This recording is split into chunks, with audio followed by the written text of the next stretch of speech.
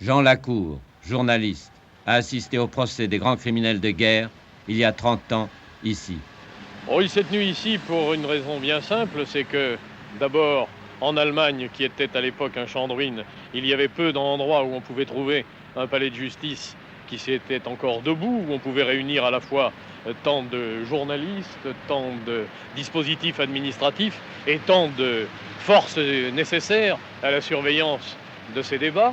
Et puis, il s'est tenu ici aussi parce que Nuremberg avait été la Mecque du nazisme, parce que c'est là que, 7 ans plus tôt, avant l'ouverture de ce procès, Hitler était venu au Palais des Congrès dire que, après nous, il n'y aurait plus d'Allemagne, que ce serait la dernière Allemagne. Sa prophétie venait d'être réalisée. Et ce procès devait s'ouvrir dans le bâtiment que vous voyez là, et nous entrions pour assister au débat par la porte qui est ici.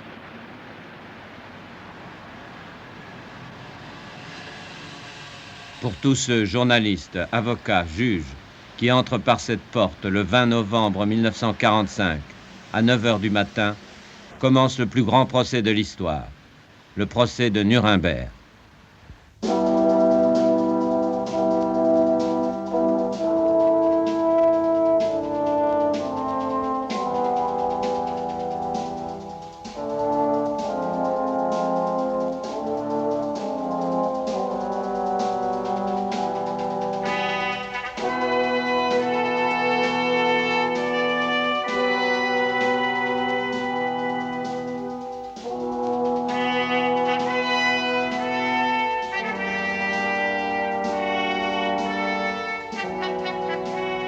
Nuremberg. Oui, c'était bien la Mecque du nazisme. Ici, 10 ans plus tôt, on célébrait un nouveau culte barbare, le culte de la violence et du racisme. Maintenant, c'est fini. Le 8 mai 1945, la guerre en Europe s'est enfin terminée, au bout de 35 millions de morts. 17 millions de morts en Russie, 6 millions en Pologne, 3 millions en Allemagne. Mais à quoi bon les chiffres? Y a-t-il des chiffres pour mesurer la souffrance, la perte de ce qu'on aime, la destruction de sa maison, de sa rue, de sa ville, de son pays? Telle est l'Europe le 8 mai 1945, un océan de ruines. Et l'Europe crie vengeance. Pour avoir une idée de l'état d'esprit de cette époque, il faut avoir vu les films d'instruction qu'on montrait aux soldats français, anglais et américains qui allaient occuper l'Allemagne vaincue. Regardez, écoutez. Pendant la bataille, votre esprit est toujours en éveil. Ne relâchez pas cette attention tant que vous serez sur le sol allemand. En Allemagne occupée, il n'y a plus de parti nazi, mais la pensée nazie, l'éducation nazie, la duplicité nazie subsistent. Les services secrets, eux non plus, ne sont pas morts. Ils continuent sous le manteau. Quelque part dans cette Allemagne se cachent les SS, les gangsters de la Gestapo. Ils n'ont plus d'uniforme, vous ne les reconnaissez pas, mais eux vous reconnaîtraient. Souvenez-vous que chaque métier, chaque profession était affiliée au parti hitlérien. Chaque Allemand était pris dans le filet nazi. Il ne leur suffit pas pour faire de nouveaux partis du monde civilisé de tendre la main et de dire « je regrette ». Ils regrettent quoi? D'avoir causé la guerre? Non. Ils regrettent seulement de l'avoir perdue. Cette main a salué Hitler. Cette main a lâché des bombes sur des villes sans défense. Rotterdam, Bruxelles, Belgrade. Cette main a détruit les villes, les villages et les foyers de Russie. Cette main a brandi le fouet sur les esclaves polonais, yougoslaves, français et norvégiens. Cette main leur a volé leur nourriture, les a torturés. Cette main a assassiné, massacré des Grecs, des Tchèques, des Juifs. Cette main a tué, estropié des soldats, des aviateurs, des marins. Ne serrez pas cette main, elle n'est pas celle d'un ami. Un jour, le peuple allemand sera guéri de sa maladie de race supérieure qui prétend dominer le monde.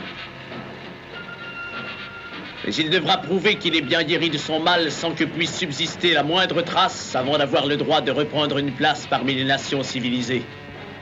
Nous sommes décidés à mettre un terme définitif à leurs entreprises conquérantes. Nous sommes décidés à les empêcher à jamais d'utiliser pour la guerre leurs industries de paix. Nous sommes décidés à protéger nos enfants de la terreur allemande. Nous sommes décidés à ce que le cycle guerre allemande, paix menteuse, guerre allemande, paix menteuse, guerre allemande,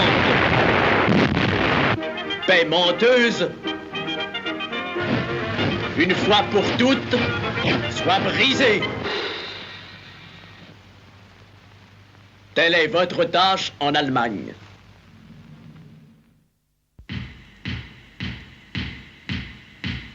Dès l'entrée des Alliés en Allemagne, la chasse aux criminels de guerre commence. Ils se cachent partout, mais surtout dans les camps de prisonniers, où leurs victimes viennent les identifier.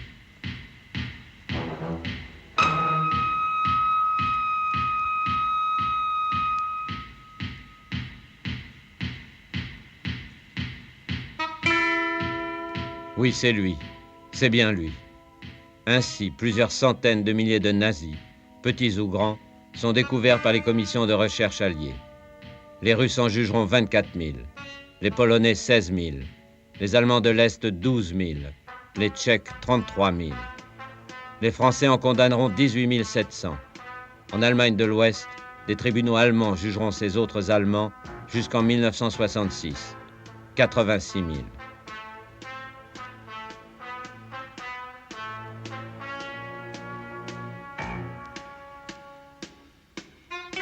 Tout cela sont plus ou moins du menu fretin.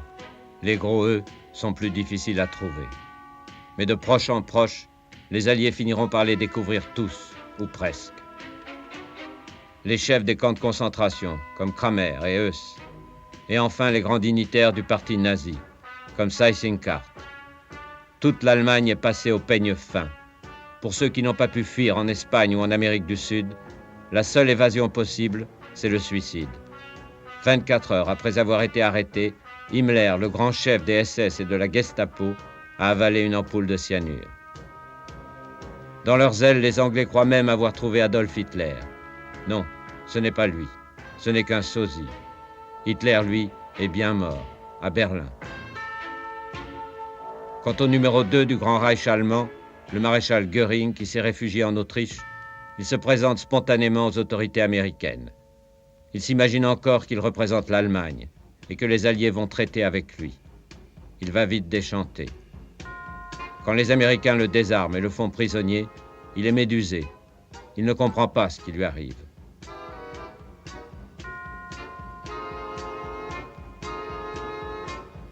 Lui qui avait emporté son grand uniforme, à tout hasard. Il va lui servir une dernière fois.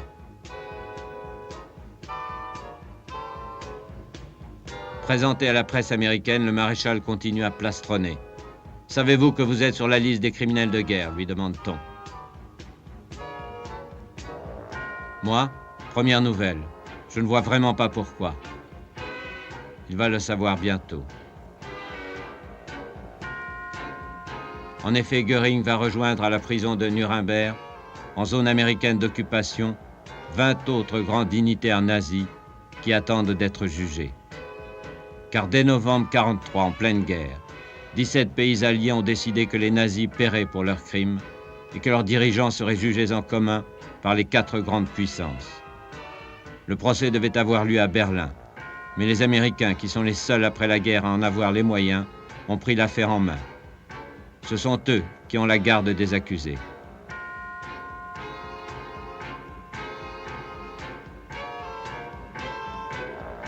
Le commandant de la prison, le colonel Andrus, a reçu pour consigne empêcher les accusés de se suicider. Il n'empêchera pas Ley, le chef du front du travail, de se pendre à sa chasse d'eau 1 mois avant l'ouverture du procès. Pendant tout l'été, des prisonniers SS sont employés à remettre en état la grande salle du palais de justice de Nuremberg. Et le 20 novembre 1945, tout est prêt.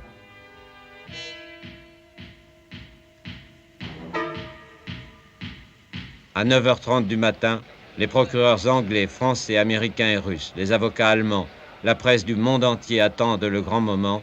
Les vainqueurs vont juger les vaincus. C'était la première fois que l'on allait juger pour crimes contre l'humanité les dirigeants d'un pays vaincu après une guerre. On était en droit, les optimistes étaient en droit de penser qu'il allait en sortir une espèce de nouveau droit international, une nouvelle morale internationale qui réglerait, qui réglementerait pour les années et les siècles à venir le comportement des nations entre elles. D'autres, au contraire, disaient tout ça est un peu une parodie de justice parce que, au fond, c'est la justice des vainqueurs qui va s'exercer et avant même que le procès ne soit commencé, on pouvait considérer que les verdicts étaient rendus et que les sentences étaient prononcées, que les vaincus devaient être condamnés. 9h45, par cette porte, les accusés entrent un par un. On va enfin les voir de près, ces hommes qui ont terrorisé l'Europe. Ces gens que personne n'avait vus, effectivement, on les attendait avec beaucoup de curiosité. Et on les a largement détaillés. Göring, nous l'avons vu s'installer au coin de ce box. Il avait beaucoup maigri, car vous savez qu'il était morphinomane.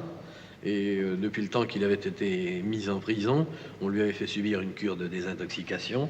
Il avait perdu 15 ou 20 kilos. Enfin, il flottait littéralement dans le vieil uniforme gris plus ou moins délavé qu'il portait à ce moment-là. Il y avait celui qu'on regardait aussi avec curiosité, c'était son voisin de gauche, qui était Rudolf Hess, et qui avait vraiment l'air d'un halluciné, sans qu'on ait jamais su vraiment d'ailleurs, et on ne le sait toujours pas aujourd'hui, s'il était vraiment fou ou s'il simulait la folie. En tout cas, c'est lui qui, vous le savez, avait pris un avion, était parti pour l'Angleterre pour essayer d'obtenir la paix entre l'Allemagne et l'Angleterre, et vous savez quelle suite a été donnée à cette tentative, puisqu'il a été mis en prison jusqu'à la fin de la guerre, pour finalement se retrouver sur les bancs de Nuremberg. Parmi les personnages que l'on regardait avec curiosité, et quelquefois avec horreur, il y avait, par exemple, au deuxième rang, vers le milieu à peu près, il y avait Sauckel.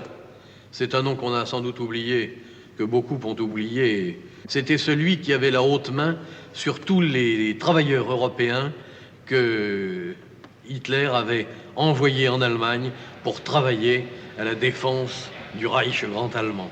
Ribbentrop était dans l'ordre des inconscients, si l'on peut dire, était un assez bel échantillon, effectivement, car Ribbentrop semblait considérer que lui n'était pour rien dans rien, et que néanmoins il était un homme particulièrement irremplaçable dans le régime nazi, et que, ma foi, sa présence ici était pratiquement inexplicable. Il ne comprenait pas pourquoi il était là, tout en considérant qu'il avait été très important. Aucun ne veut comprendre pourquoi il est là. Ni le maréchal Keitel, chef de l'état-major personnel d'Hitler, ni son adjoint, le général Jodl, ni von Papen, ancien chancelier du Reich, qui a facilité la prise du pouvoir par Hitler, ni Kaltenbrunner, le dernier chef de toutes les polices du Reich, ni Rosenberg, le grand théoricien du racisme, ni Frank, le bourreau de la Pologne, ni l'Autrichien Seyss-Inquart, l'artisan de l'Anschluss, ni Speer, le grand maître de l'industrie de guerre, ni Frick, le ministre de l'Intérieur du Reich, ni von Neurath, ministre des Affaires étrangères avant Ribbentrop, ni Funk, le directeur de la Reichsbank, ni Fritsch, le directeur de la radio, l'ombre de Goebbels, ni Schacht, le magicien de la finance, ni Streicher, le porte-parole de l'antisémitisme, ni l'amiral Dönitz, le successeur choisi par Hitler, ni Raeder, le grand amiral de la flotte, ni Baldur von Schirach, le chef des jeunesses hitlériennes.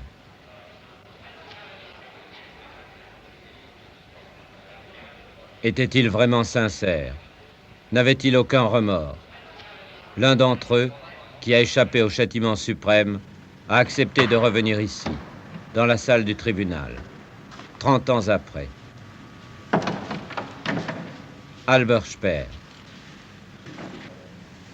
La première fois, j'étais plein de peur je peux dire, parce que je pensais que ce sera la fin de ma vie, que je n'ai pas une chance pour échapper à la condamnation à mort.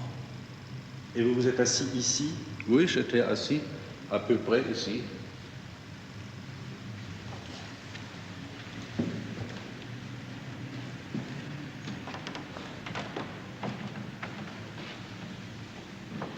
Vous étiez persuadé à ce moment-là que vous étiez condamné? Alors, on a toujours des espoirs, et aussi mon avocat qui était assis là-bas, il a eu d'espoir que je peux échapper à cette condamnation à mort. Mais pendant le procès, je trouvais que mon cas est plus sévère que je le pensais au commencement. Ils sont une trentaine d'avocats, tous allemands. Il leur faut beaucoup de courage ou d'inconscience pour défendre de tels accusés. Beaucoup le leur reprocheront d'ailleurs, comme on l'a reproché au défenseur de Sauckel, maître Servatius. Ces hommes ne connaissent pas le métier des avocats. Au commencement d'une procédure, vous ne savez pas si cela c'est vrai, ce qu'on reproche. J'ai choisi de défendre pour la cause allemande. La cause, ce n'était pas la cause allemande, ah, oui, c'était la cause nazie que vous défendiez. Non, je n'ai pas. Non. Pas un mot pour le système naziste, vous pouvez trouver dans mes plaidoiries. C'est seulement le cas qui m'intéressait. Je suis sûr que vous ne croyez pas qu'un avocat qui défend un meurtrier, qu'il a des sympathies pour ce meurtrier. 9 grands dignitaires du parti, 4 chefs militaires, 3 diplomates, 5 hauts fonctionnaires, ils ont été les maîtres de l'Allemagne nazie. En somme, tout le monde était là. Tout le monde était là, tout le monde était là. Non, tout le monde n'était pas là.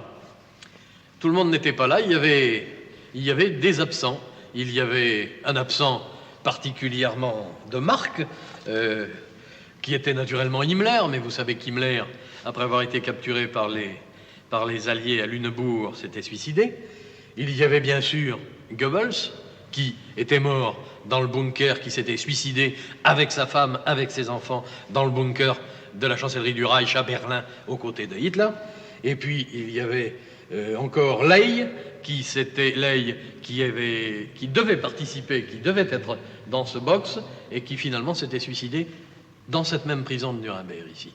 Et puis enfin, il y avait Bormann, que l'on cherche toujours, et qui est peut-être, dit-on, caché quelque part en Amérique latine, après avoir subi une opération chirurgicale qui aurait transformé complètement sa physionomie. Et puis, il y a évidemment le plus grand de tous, Hitler, mais vous savez comment il est mort. Hitler, lui, n'était pas là. Il n'était pas au procès, Hitler. C'était d'autres gens. Bien entendu, puisqu'il était mort. Hitler n'était pas là, mais Hitler n'a pas pu agir seul. Hitler a eu besoin du concours d'abord de la Wehrmacht qu'il avait créée, qu'il avait organisée. Il a eu besoin du concours des hommes politiques, des diplomates. Nous pourrons voir plus tard lesquels et quelles ont été leur influence et leur action. Il a eu surtout besoin du concours des industriels, dont une grande partie l'avait porté au pouvoir. Industriels pour fabriquer des canons. Et il avait besoin du concours aussi du peuple. À 10h du matin, voici la cour. 4 juges. Un Français, un Anglais, un Américain, un Russe et 4 suppléants. On a adopté la procédure anglo-saxonne. Et c'est l'Anglais, Lord Justice Lawrence, qui préside. Il commence par lire l'acte d'accusation, un document de 200 pages, traduit instantanément en 4 langues. Ce sont les débuts de la traduction simultanée. Il y a 4 chefs d'accusation. En voici le résumé officiel. Premièrement, association de malfaiteurs. Les accusés ont élaboré et poursuivi en commun un complot tendant à la conquête du pouvoir absolu. Deuxièmement, crime contre la paix.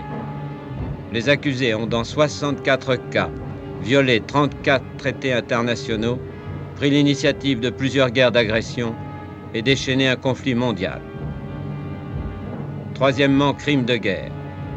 Les accusés ont ordonné ou toléré des assassinats collectifs sur une immense échelle, des tortures, la mise en esclavage de millions de travailleurs, le pillage économique. Quatrièmement, crime contre l'humanité. Les accusés ont persécuté leurs adversaires politiques, ainsi que des minorités raciales ou religieuses. Ils ont exterminé des collectivités ethniques. Et c'est le premier grand moment du procès, que vont montrer les actualités du monde entier. Mais le président a posé une première question. Les accusés plaideront-ils coupables ou non coupables? Là-dessus, ils sont tous d'accord. Non coupables. Wilhelm Göring. Göring le premier. Il amorce un discours. Gerichtshofes beantworte, ob ich mich schuldig oder nicht schuldig bekenne. Mais le président le rappelle à la question. Coupable ou non coupable? Bekenne mich im Sinne der Anklage nicht schuldig. Rudolf Hess. Nein.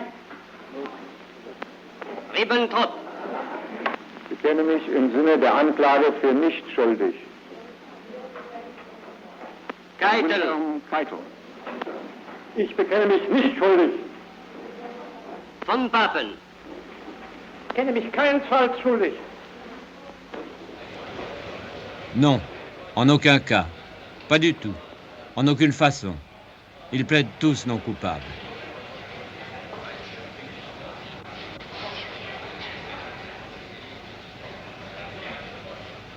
Mais François de Menthon, le chef de la délégation française, va leur rappeler de quoi ils sont accusés.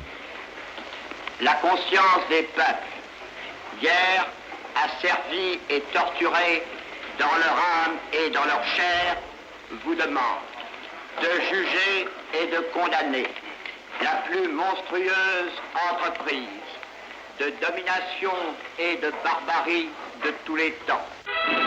Premier chef d'accusation, association de malfaiteurs, complot pour la conquête du pouvoir absolu. Les preuves, elles ne manquent pas. Tous les films de propagande, présentés au tribunal comme pièces à conviction. Ainsi, Rudolf Hess, inaugurant le 6e congrès du parti nazi, donne une idée du fanatisme qui liait tous ces hommes à Hitler. Mein Führer, Sie stehen die Fahnen und Standarten dieses Nationalsozialismus. Sie sind Deutschland. Wenn Sie handeln, handelt die Nation. Wenn Sie richten, richtet das Volk.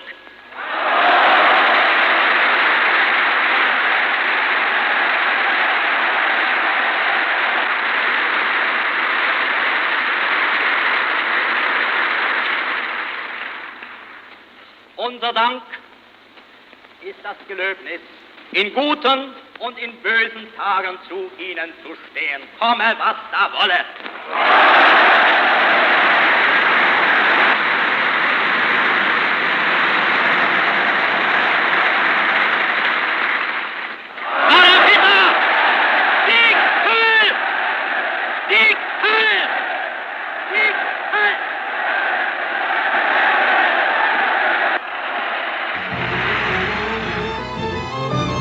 Au départ, un petit groupe d'hommes sans scrupules, nostalgiques des casques d'acier et conduits par un caporal autrichien.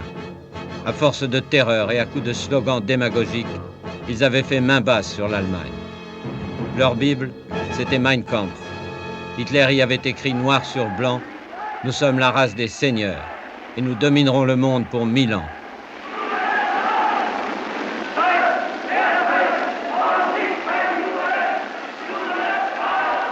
Mort aux faibles, aux malades, aux impurs, mort aux juifs.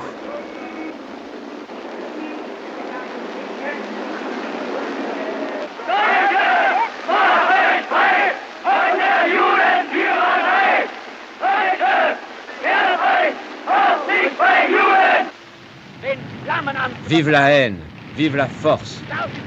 Et mort aux intellectuels, aux poètes, aux philosophes du passé. Jetons leurs livres au feu, criait Goebbels. De ces flammes s'élèvera victorieux l'esprit nouveau. Geistige Grundlage der Novemberrepublik zu Boden!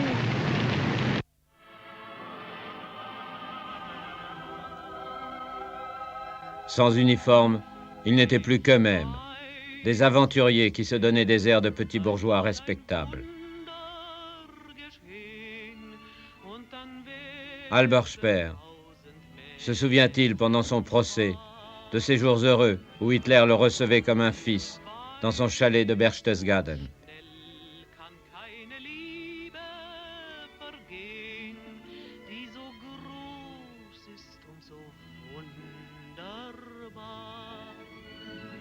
Se souvient-il d'Hitler jouant les papas gâteaux et d'Eva Braun, la petite amie du Führer?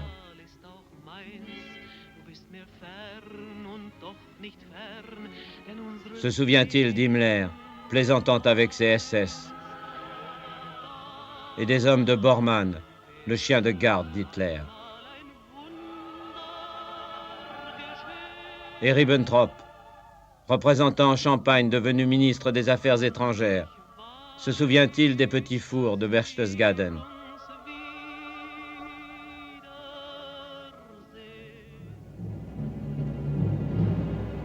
Deuxième chef d'accusation, crime contre la paix. C'est lui, Ribbentrop, qu'Hitler avait chargé de déchirer les traités. Des chiffons de papier, disait-il.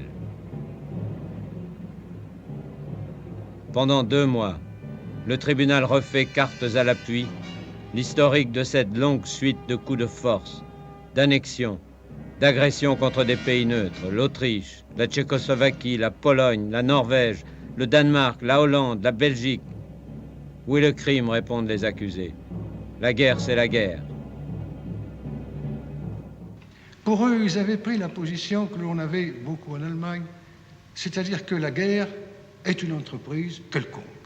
Avec mon Dieu, on a fait la guerre, eh bien, les autres aussi ont fait la guerre. Mais le caractère d'agression, le caractère d'annexion de pays qui ne veulent pas de cette annexion leur échappe complètement. Voilà maintenant des semaines que dure le procès. On n'en est qu'au deuxième chef d'accusation. Les débats sont interminables. Il y a 195 témoins à entendre et 197 806 dépositions écrites à enregistrer. Il faudrait des années à un homme seul pour les lire. Dans la chaleur étouffante des projecteurs, les journalistes, les avocats, les juges somnolent au fil des heures. Edgar Faure, un jeune avocat qui faisait partie de la délégation française, a vécu cette épreuve d'endurance. Elle réunissait en quelque sorte les deux thèmes kafkaïens, le château et le procès. C'était le procès dans le château. C'était quelque chose d'assez impressionnant à ce point de vue. La vie que nous menions, nous allions au tribunal, on déjeunait à la cafétéria, on restait l'après-midi à l'audience ou dans nos bureaux. Le soir, on se réunissait presque tous au même hôtel où l'on dînait. On se couchait en général assez tôt. On vivait complètement dans cette atmosphère. C'était une atmosphère exactement kafkaïenne. Alors pendant des journées, car ce procès était très long, très bureaucratique. Il y avait un grand amas de papier. On utilisait presque pour la première fois dans la vie internationale la traduction simultanée. On entassait les documents, on les numérotait. Cela prenait beaucoup de temps. Ce document porte le numéro 3 bis de notre documentation. Where shall we find it? Je viens de faire déposer ce document au tribunal.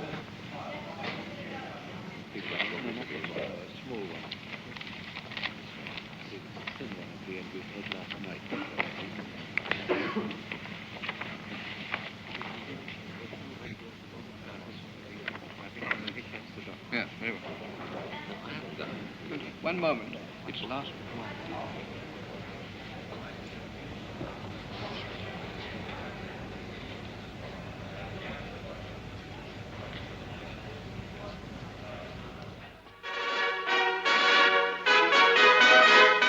Accusation par accusation, témoignage par témoignage, preuve par preuve, se poursuit le plus énorme procès de l'histoire. Les 20 accusés, les 20 figures du crime nazi sont fidèles à leur attitude. Von Papen écoute en bon diplomate, Rudolf Hess dort en bon amnésique, Jodl note en bon chef d'état-major, Göring approuve ou manifeste en bon comédien.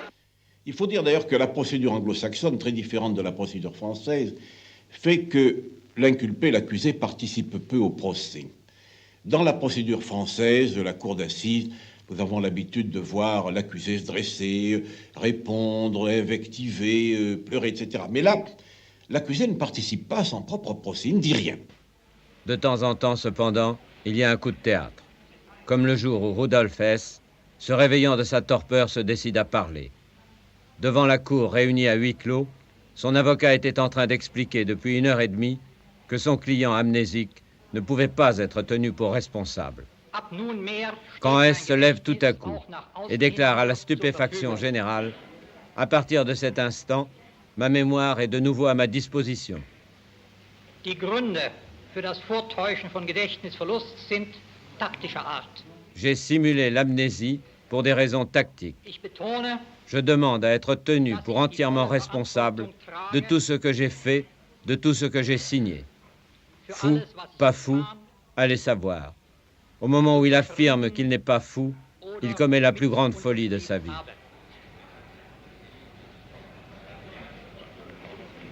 Autre grand moment du procès, la venue à la barre d'un témoin à charge cité par l'accusation soviétique.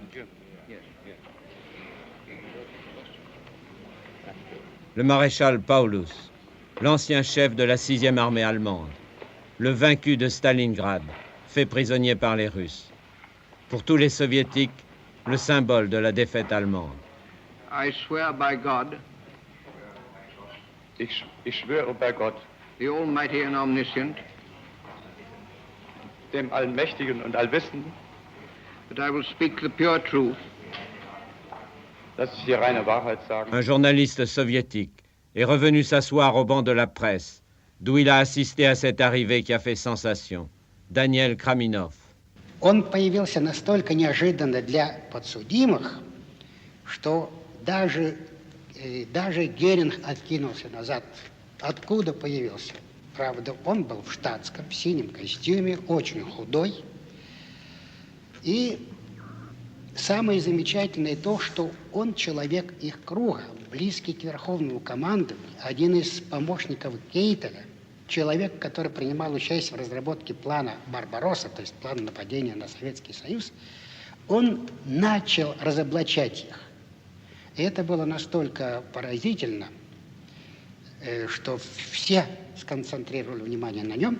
И я этот случай запомнил, пожалуй, больше, чем что-либо другое. Генерал, которого они считали мертвым, вдруг появился на процессии и выступил против всей шайки, сидевшей на левой стороне. Von den Angeklagten, soweit sie in meinem Blickfeld lagen, die ersten militärischen Berater Hitlers. Das ist der Chef des Oberkommandos der Wehrmacht Keitel, der Chef des Wehrmachtsführungsamtes Jodl und Göring in seiner Eigenschaft als Reichsmarschall. C'est maintenant le 3e chef d'accusation, les crimes de guerre. Les généraux allemands sont sur la sellette pour le massacre des populations civiles. Oradour-sur-Glane, 10 juin 1944, les SS enferment les 583 habitants dans l'église du village et y mettent le feu. En Russie, il y avait eu des centaines d'Oradour-sur-Glane. Pour le massacre des prisonniers de guerre russes, 3 700 000 d'entre eux étaient morts de faim, de froid ou avaient été exécutés. Nous avons vu, j'ai vu, ces officiers soviétiques rassemblés par rang de 5. Les officiers soviétiques étaient appelés un à un. Et il se produisait une espèce de chaîne entre le groupe qui attendait son tour et celui qui, dans l'escalier, entendait le coup de feu de son prédécesseur. Après Maurice Lampe, témoin français, Un témoin belge, M. Van Essen, vient raconter les atrocités commises par les SS pendant l'offensive des Ardennes en décembre 1944. Tous les civils qu'on rencontrerait devaient être abattus. Et alors, au fur et à mesure que les chars avançaient le long de la route, ils disaient là, cette maison-là, là, cette maison-là. Et puis les soldats, la mitraillette à la main, entraient. S'ils trouvaient les gens dans la cuisine, on les abattait dans la cuisine. S'ils se trouvaient réfugiés dans leur cave, on lâchait une volée de mitraillettes dans la cave. Si on les rencontrait sur la route, on les abattait sur la route. Et ce n'est pas seulement la division Hohenstaufen, mais c'est aussi la division Leibstandarte Adolf Hitler et d'autres encore qui ont agi de cette manière-là. Non, vraiment. La guerre menée par les généraux nazis n'était pas une guerre comme les autres. Voilà le point qui est très important, car que des soldats, dans l'ivresse du combat, commettent des atrocités, que des geôliers maltraitent ou massacrent des prisonniers, c'est bien profondément désolant. Mais ce qu'il y avait de particulièrement grave dans le cas des nazis, c'est que tout cela était très organisé à froid, et non pas dans la chaleur du combat. C'est cela la gravité des agissements nazis. Ils auraient pu faire une guerre injuste, immotivée, ils auraient pu la conduire avec des procédés révoltants, ce qui en somme se produit presque toujours en cas de guerre. Mais ils voulaient instituer un ordre de vie qui était la négation du droit, avec leur camp de concentration, avec le génocide, avec l'élimination administrativement organisée d'un grand nombre d'individus. C'est cela la principale inculpation. On l'appelait normalement les crimes contre l'humanité. Février 1946. On en est arrivé au 4e chef d'accusation. Le pire, les crimes contre l'humanité. Cette fois, on va franchir les portes de l'enfer.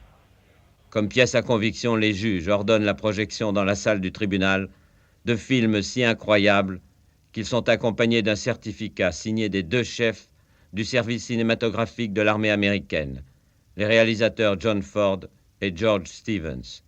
Ils affirment « Tout ce qui est montré ici est authentique et ne comporte aucun trucage ».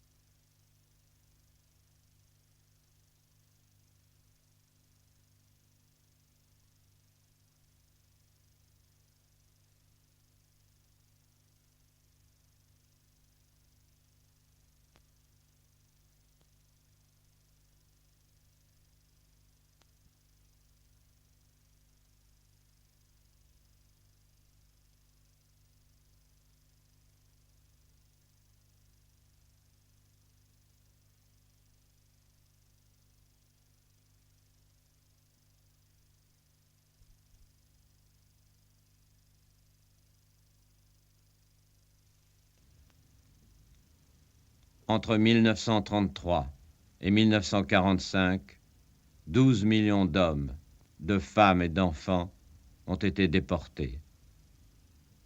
9 millions étaient morts.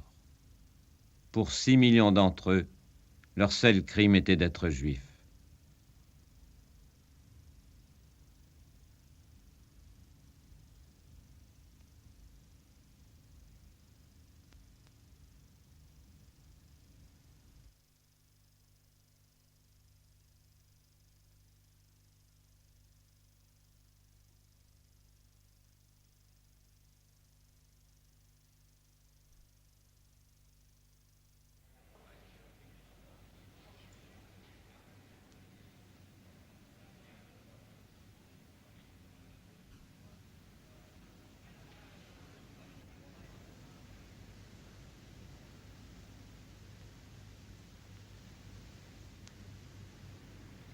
C'était un des heures les plus horribles de ma vie, à être assis ici et regarder ces films.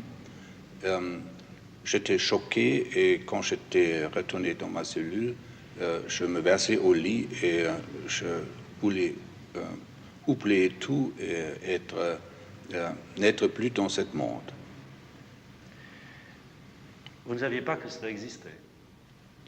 Non, je savais beaucoup de choses, naturellement. Je savais que, que la vie dans les camps de concentration est grave. Je savais qu'il y a beaucoup de morts parce que la santé n'était pas bien. Mais je ne savais pas que des choses comme ça arrivaient dans les camps de concentration. Reconnaissez-vous parmi les accusés quelques-uns des visiteurs du camp de Mauthausen que vous avez vus lorsque vous y étiez interné? J'espère. Je n'ai pas vu vraiment le camp de concentration à Mauthausen. J'ai seulement vu un pas, et cette pas était en ordre. On n'a pas vu des gens qui étaient maltraités. C'était quelques gens qui restaient au lit, qui étaient malades, et l'impression était une impression totalement fausse qu'on m'a donnée. Pour amener ces malheureux dans les camps, il fallait des trains. Il fallait donc commander des trains de victimes, de futures victimes. Il fallait administrer ces camps, amener le ravitaillement. Je vais donc, si vous voulez, prendre le cas de von Ribbentrop, puisque j'avais eu moi-même à m'occuper de ce dossier. En réalité, que von Ribbentrop, comme ministre des Affaires étrangères, ait contribué à la création d'un état de guerre. C'était une responsabilité très grave, mais pour laquelle il pouvait plaider certaines excuses. Ce qu'il m'importait de savoir, c'est s'il avait pu ignorer, lui, l'un des chefs de l'État, mais chargé de la diplomatie, s'il avait pu ignorer ou non l'existence de cette énorme machinerie d'abomination. Or, je suis persuadé qu'il ne le pouvait pas. Mais je lui ai posé des questions d'après la disposition des camps. Il devait nécessairement les voir, les connaître quand il les survolait ou quand il passait pas loin. Et comme membre du gouvernement, il savait bien tout ce que l'on faisait pour amener, je le répète, par trains entiers, ces hommes et ces femmes arrachés à leur pays pour les conduire à la mort, et à une mort lente, à une mort organisée, administrée. Et Göring, lui qui a créé les premiers camps en Prusse orientale en 1933, va-t-il prétendre, lui aussi, qu'il n'était pas au courant?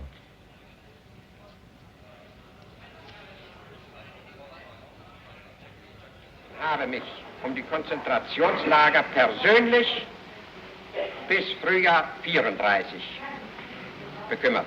Es waren, wie gesagt, 2, höchstens 3 in Preußen. Selbstverständlich wurde auch da und dort geschlagen. Ils invoquent tous des excuses. Ils ne savaient pas. Ils sont horrifiés. Trop tard. Des hommes et des femmes ont échappé par miracle au camp de la mort. Et ils défilent maintenant à la barre des témoins pour décrire l'entreprise d'extermination nazie, telle qu'ils l'ont vue, telle qu'ils l'ont vécue. Le professeur Balachowski était un rescapé de Buchenwald. Dans l'esprit nazi, dans leur plan, le système concentrationnaire faisait partie de l'épuration de l'Europe, c'est-à-dire de l'Europe nazie. Tous les éléments allogènes, tout ce qui était inassimilable, pas seulement les juifs, mais les démocrates, les intellectuels de gauche ou les intellectuels qui n'étaient pas d'accord sur la théorie, devaient tous finir dans les camps de concentration. Et Auschwitz a été conçu dans cet esprit. C'était un vaste camp de concentration qui devait contenir 2 millions de prisonniers en permanence, et c'était une usine de disparition, une usine de mort, avec les compartimentages que vous savez dans les fours crématoires, etc. Ils arrivaient déjà à cette époque-là à brûler jusqu'à 15 000 cadavres en 24 heures, avec des shifts, c'est-à-dire des équipes de jour et des équipes de nuit. Par conséquent, nous étions condamnés pour que l'Europe nazie et le monde nazi triomphent. C'était les 1000 ans de bonheur promis par Hitler au peuple allemand, et pour cela, ça n'avait aucune espèce d'importance qu'ils disparaissent 100 ou 200 ou 300 millions d'individus à la surface de la Terre. Pour la France, la question était très simple. Nous étions voués à l'esclavage agraire et nous aurions eu des normes à fournir en bestiaux, en céréales, en cultures diverses pour nourrir le monde nazi. Et cet esclavage agraire aurait été un esclavage extrêmement sévère, et toute faute aurait été punie d'abord par une déportation et ensuite par une disparition progressive, finalement dans les fours crématoires d'Auschwitz, qui devait être le lieu d'épuration de toute l'Europe qui ne s'assimilait pas au régime nazi.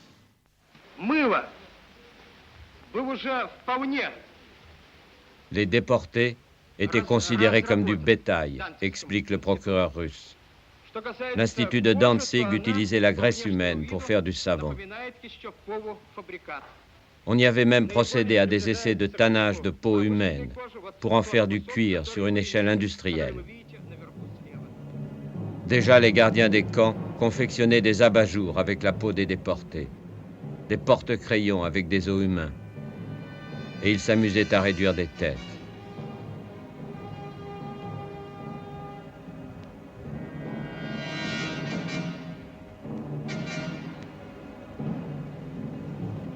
On apprend aussi que les déportés, hommes et femmes, servaient de cobayes humains aux médecins allemands pour toutes sortes d'expériences pseudo-médicales.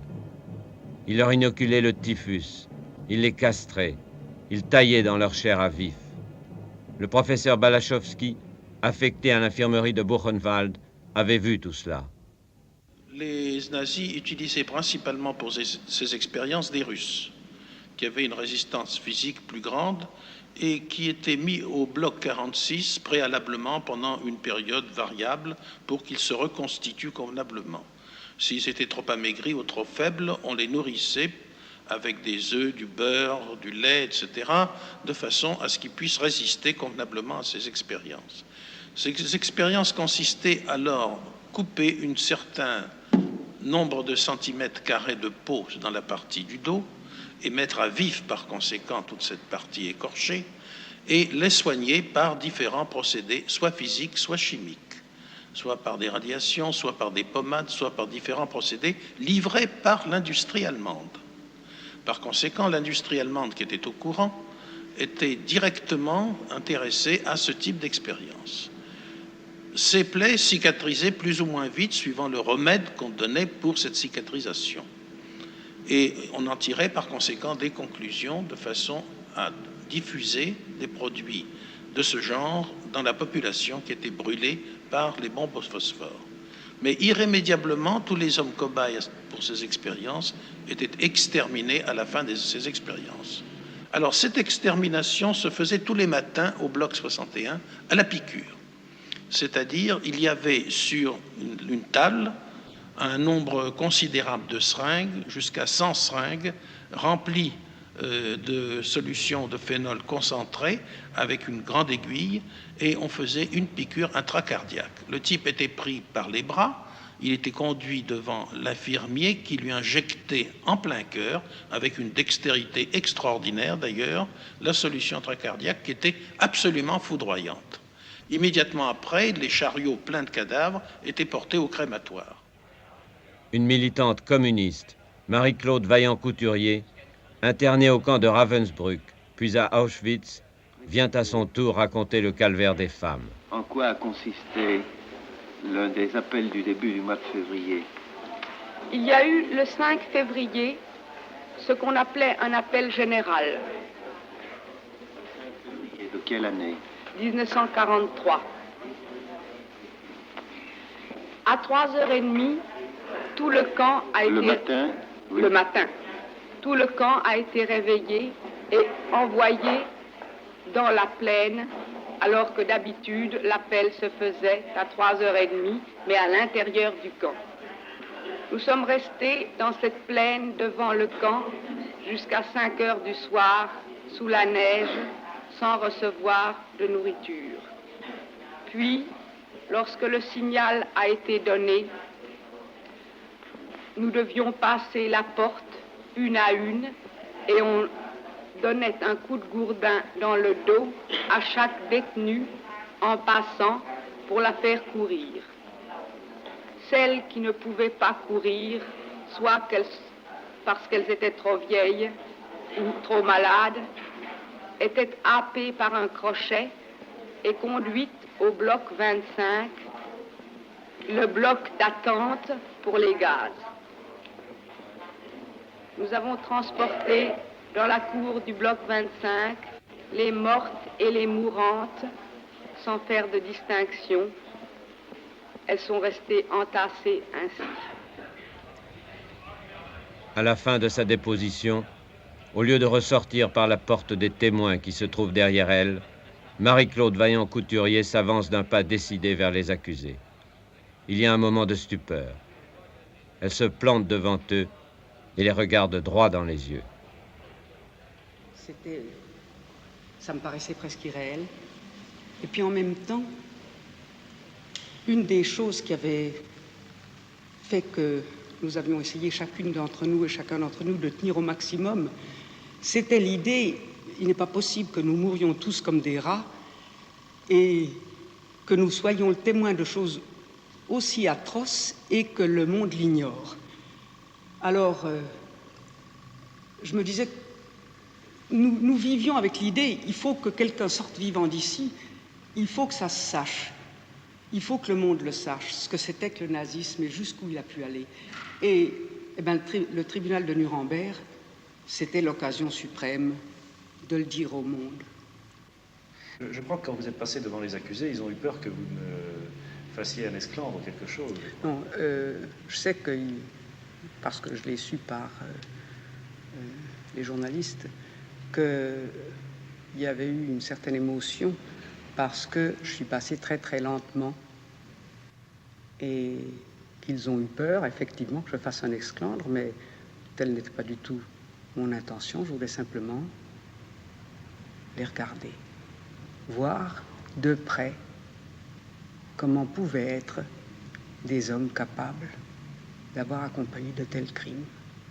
Et je voulais en même temps qu'ils voient, que eux me voient, et qu'ils sachent que, par mes yeux, c'était les millions de victimes qu'ils avaient exterminées, des hommes, des femmes, des enfants, qui les regardaient et qui les jugeaient.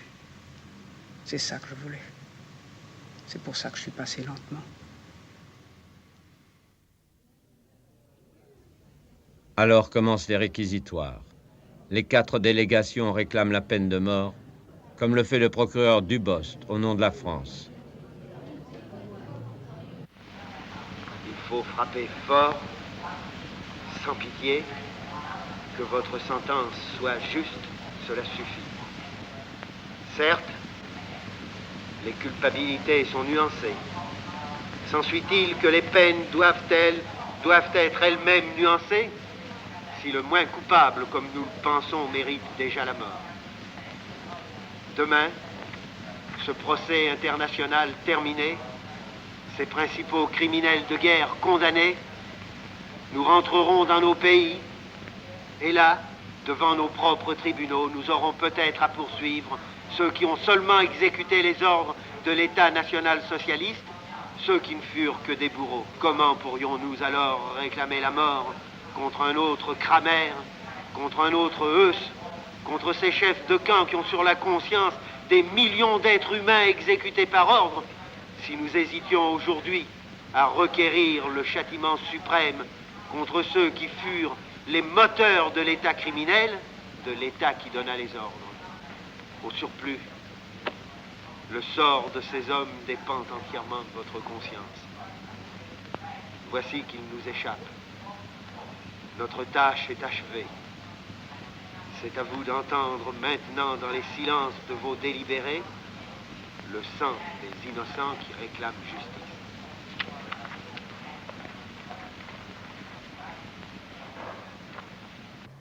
La justice doit exister pour protéger les humains. Si on condamne un assassin ou un malfaiteur, ce n'est pas par esprit de vengeance contre cet assassin ou ce malfaiteur. C'est pour que des faits semblables ne se reproduisent pas, parce que la criminalité est une véritable maladie contagieuse. Et le seul moyen de l'éviter, hélas, il n'y a que celui-là, c'est la justice. Sur le plan international, le même principe s'applique. Il faut que justice soit rendue pour mettre fin à des vengeances entre les États. Et aussi pour mettre fin, dans la mesure du possible, à des idées graves, comme les idées du nazisme. Car le nazisme, ne l'oublions pas, ce qu'on a appelé le virus nazisme est une réalité. Il a existé, il existe peut-être encore. Et les États doivent être vigilants pour l'empêcher de se propager, comme ils doivent être vigilants pour empêcher la propagation des maladies contagieuses. Le 1er octobre 1946, le verdict est enfin rendu. Un verdict inattendu. La moitié des accusés, 10 sur 21, sauvent leur tête. 3 d'entre eux sont même acquittés. Le diplomate von Papen, la doublure de Goebbels, Fritsch, et le financier Schardt. Ils ont été reconnus non coupables, annonce la Cour, et seront libérés dès la fin de l'audience.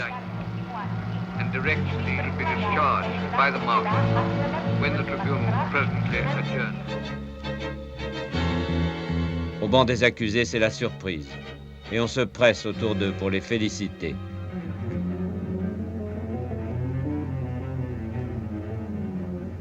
La délégation soviétique élève une protestation. Les Russes sont indignés. Наше обвинение, например, требовало больше наказаний для Шахта. Американцы, англичане вступились за него. Видимо, его старые банкирские связи как-то сказались. Autre surprise, 7 condamnations à des peines de prison. Le faux amnésique, S. Le banquier Funk, les aristocrates von Neurath et von Schirach, les amiraux Raeder et Dönitz. Et enfin, le grand patron de l'industrie, Albert Speer. J'ai entendu seulement quelques mots, vous êtes condamné pour 20 ans de prison. Speer a accueilli le verdict avec sa froideur habituelle. Pourtant, même les avocats allemands sont étonnés. Il s'est défendu aussi en disant qu'il avait voulu tuer Hitler. Mais pendant le procès, j'ai entendu beaucoup de gens dire qu'il avait voulu tuer Hitler. Mais le seul qui a tué Hitler était Hitler lui-même.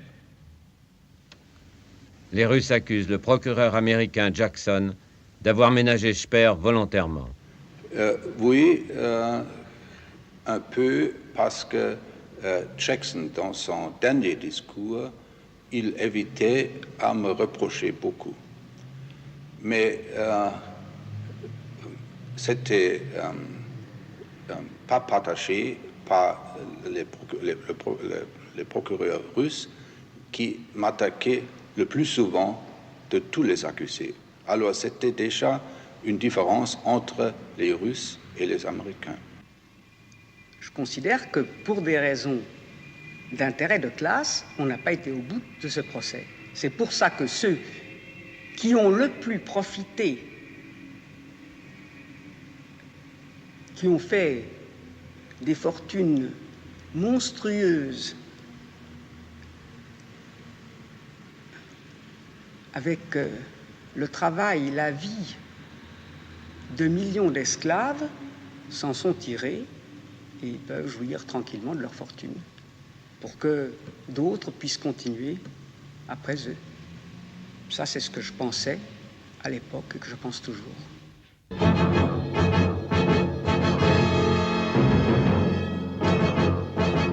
Les autres ne se font pas d'illusions. Ils savent ce qui les attend. Dans le monde, on ne retiendra que cela, les condamnations à mort. Maintenant, on va entendre 12 fois de la voix du Lord Justice Lawrence, le président, la lourde sentence death by hanging, la mort par pendaison. Pour Ribbentrop, l'homme des chiffons de papier, la corde. Pour Keitel, l'homme des prisonniers assassinés, la corde. Pour Göring, l'homme du nazisme criminel, la corde. Laissez passer la justice des peuples. Car cette mort justicière qui frappe 12 criminels frappe à travers eux le plus coupable de tous, leur maître et leur démon. Celui que pendant des années encore maudiront des mères aux yeux usés, des hommes aux chairs blessées, des femmes sans mari et des enfants sans père. Celui dont dans ses pages les plus noires, l'histoire écrira le nom en rouge. L'audience est levée, le procès est fini, la justice a parlé. Nuremberg maintenant restera le nom d'une vérité. Cette vérité nouvelle qui dit au prince du siècle et au maître des peuples, il y a toujours une justice. Oui, tout le monde en est convaincu en ce jour d'octobre 1946, où s'achève le procès de Nuremberg.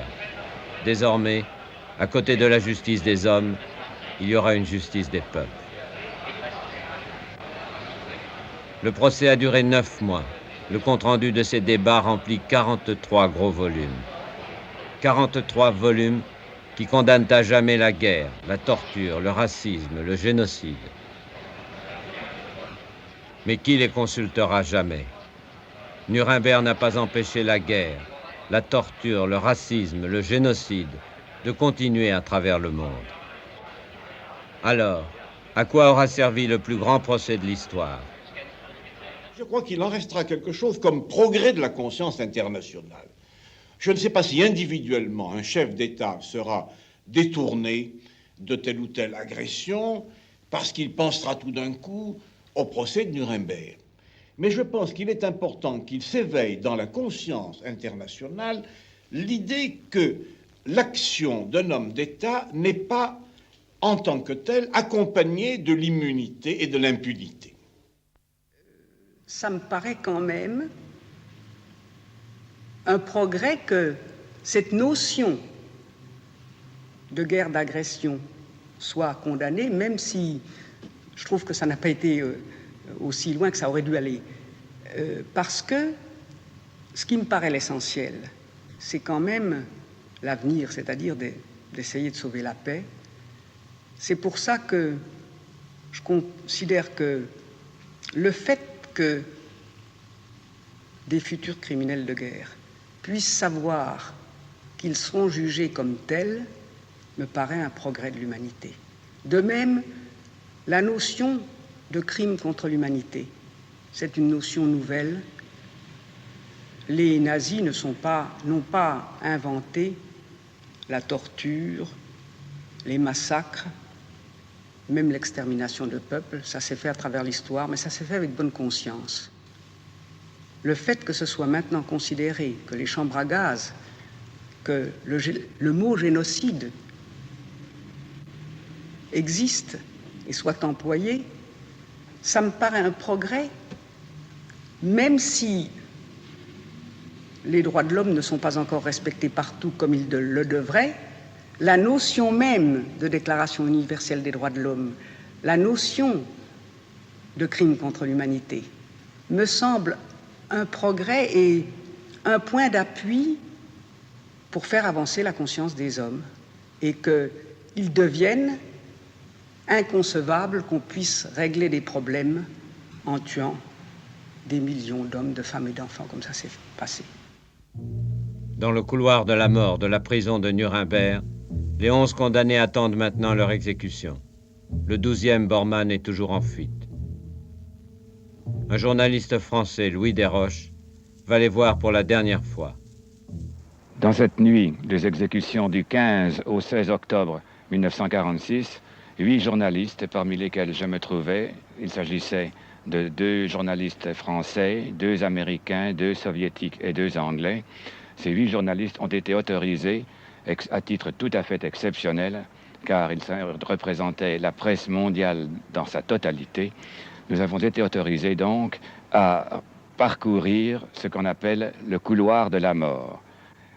On voit les portes numérotées des cellules des condamnés à mort. Ils étaient 11 au total, et derrière chaque porte, une sentinelle se trouve en permanence, les observant constamment, 24 heures par jour, à travers un judas, renforcé d'un projecteur, jetant une lumière éblouissante, aveuglante, se plaignaient certains condamnés, sur l'ensemble de la cellule et leur permettant d'épier chacun de leurs gestes. C'est ainsi que cette photo d'agence disait « Göring aura du mal à se suicider s'il en a le courage ». Un MP veille nuit et jour devant sa cellule et le surveille attentivement. Eh bien non. Malgré ses précautions extraordinaires, Göring réussit à se suicider. Un témoin, un général SS, croit-on, lui aurait glissé une ampoule de cyanure en lui serrant la main au cours du procès. Le maréchal du Reich, le chef de la Luftwaffe, le second d'Hitler, a échappé à la corde. Une fois de plus, les autorités de la prison sont vivement critiquées. Il faut procéder maintenant et vite à l'exécution des autres. En cette nuit du 15 octobre 1946, Louis Desroches va y assister, à cet endroit même. Les condamnés ont été informés par le colonel Andrus, le commandant de la prison, que leur dernière heure était arrivée et qu'ils allaient se rendre au lieu du châtiment. Et ils sont sortis du couloir de la mort sur lequel donnait leur cellule. Ils sont sortis par cette porte. Ils ont descendu les marches que l'on voit ici, immédiatement aveuglés par l'éclat de nombreux projecteurs disséminés en divers endroits de cette cour séparant le couloir des condamnés à mort, la prison proprement dite, de la bâtisse que l'on peut voir là-bas. C'est effectivement dans cette bâtisse qu'ont eu lieu les exécutions. Il s'y trouvait 3 potences, 2 ont servi. Cette photographie représente maintenant le sergent John C. Woods, le bourreau professionnel de l'armée des États-Unis. Woods se présentait sous l'allure d'un gaillard massif, trapu, rougeaud de visage, bref, le physique de l'emploi, et on le voit montrant le nœud coulant de la corde qui a servi à l'une des 3 potences.